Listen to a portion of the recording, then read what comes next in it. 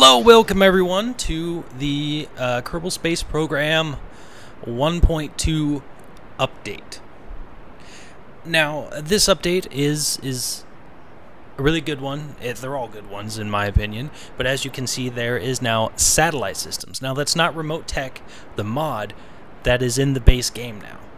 So now you need communications networks in order to communicate with probes out in space or on the moon, or if you need to transfer science back in a timely fashion and not have to wait for, the return trip from Duna to Kerbin.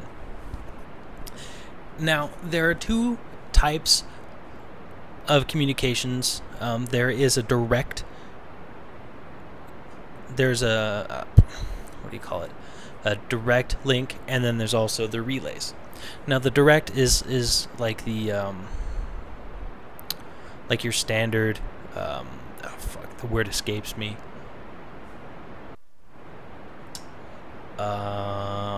Antenna. Yeah, that thing. Now, your standard antenna, like the one that you get really early on, but yeah, the Communitron, that one is really good, and that'll basically get you to the moon. Yeah, the light side, obviously, you're not gonna be able to communicate with the dark side. But yes, and then you have relay satellites, which they will relay your connection back to Kerbin.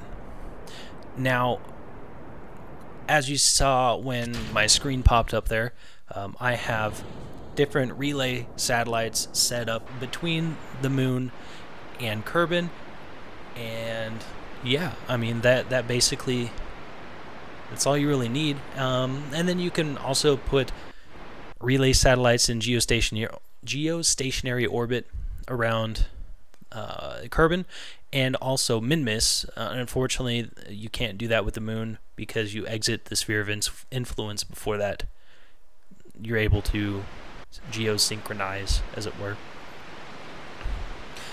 Now, I just kind of went hog wild at the very beginning, just sticking satellites up in there. And now what we're doing is, so you can see I've got plenty of relay satellites out there.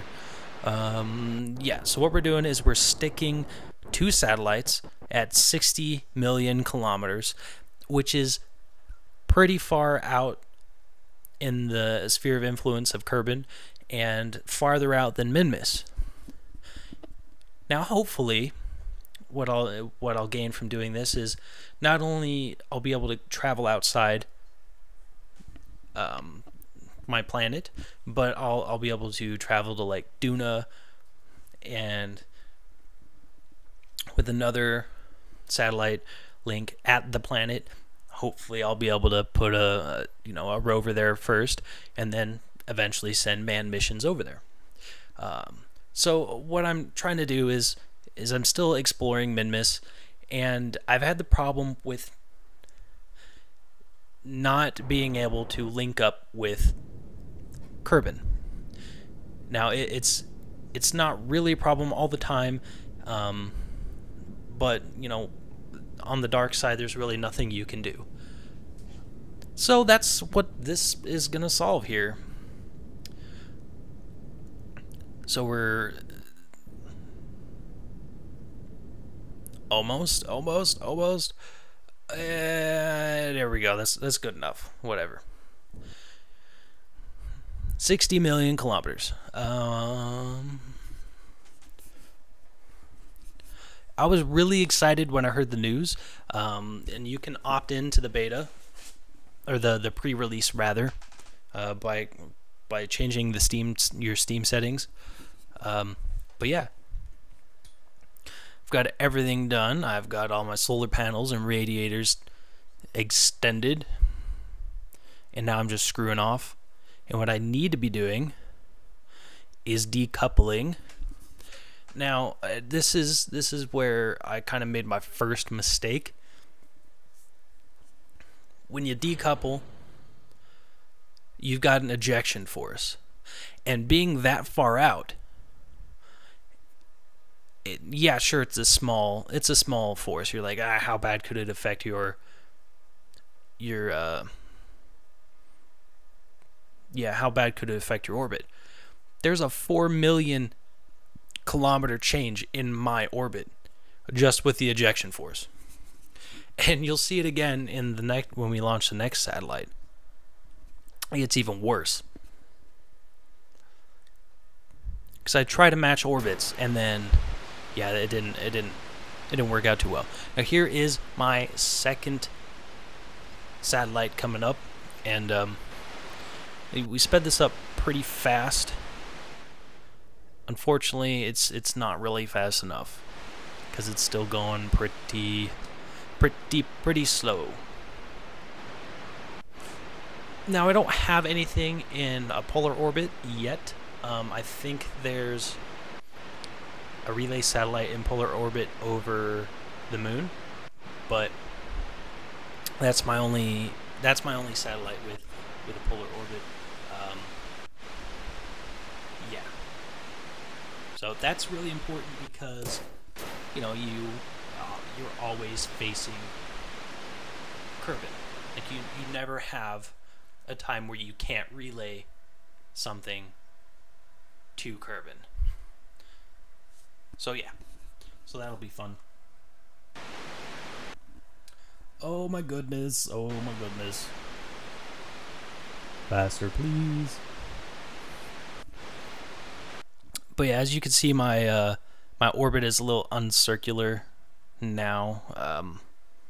It's a little off. It's roughly 4 million off of 60. So yeah. And then this is my first attempt at this second satellite. I royally screwed this one up.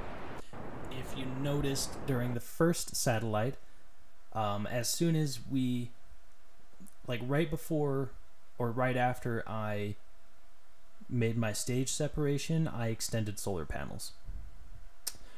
Guess what I forgot to do? So we're coming, and I'm like, oh yeah, cool. All right, we made that change.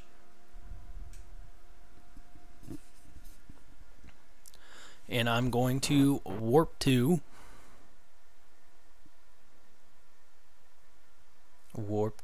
there you go. And I ran out of electricity, so I have to restart.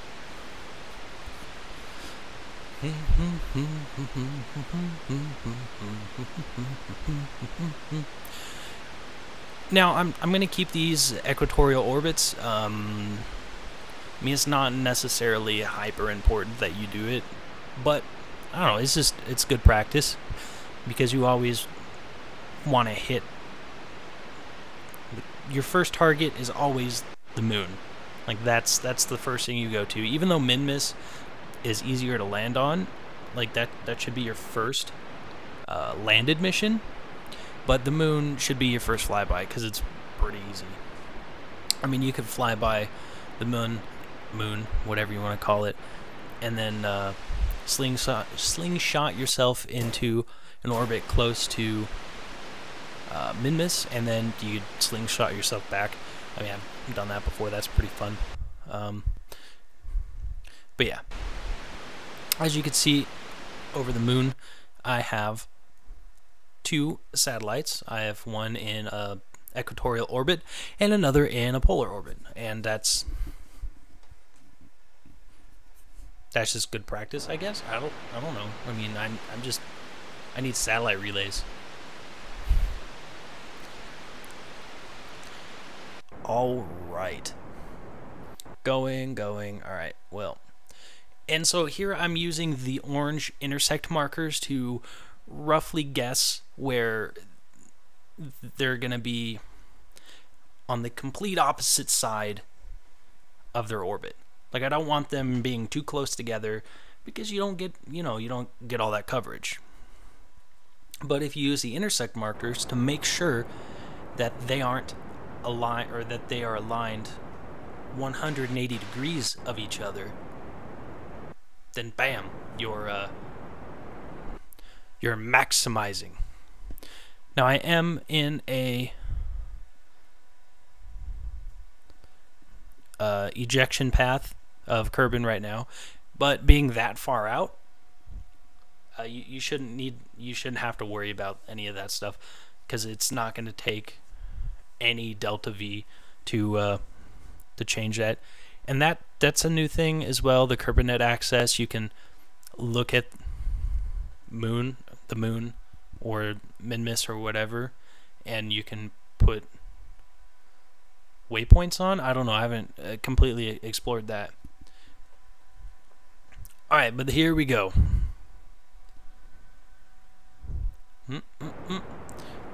As you can see, it only took 250 meters a second of delta V to completely circularize our orbit from an ejection path.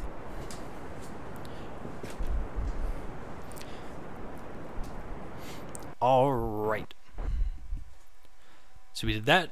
It's pretty much perfect now, but I do make some minor adjustments as needed. Like they're not completely aligned. One is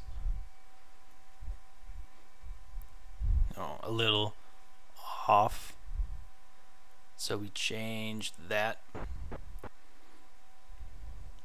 Make sure they're perfectly aligned. Keep going. Oh, and there we go. Tracking station. And then here comes the stupid part. I'm extending everything. Decouple. Now everything's fine. Everything's perfect. Everything's working right this time. I'm going to point it towards Kerbin. I'm going to lock it in. Oh, wrong node, asshole. There we go. There we go. We're going to lock it in to target Kerbin.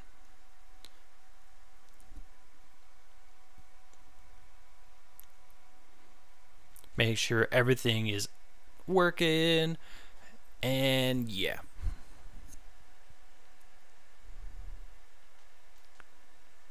Turn on the lights so you can see me in the dark.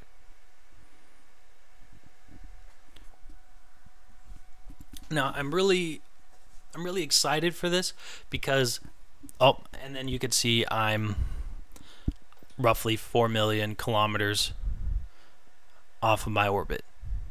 Now I may fix it or I may just leave it.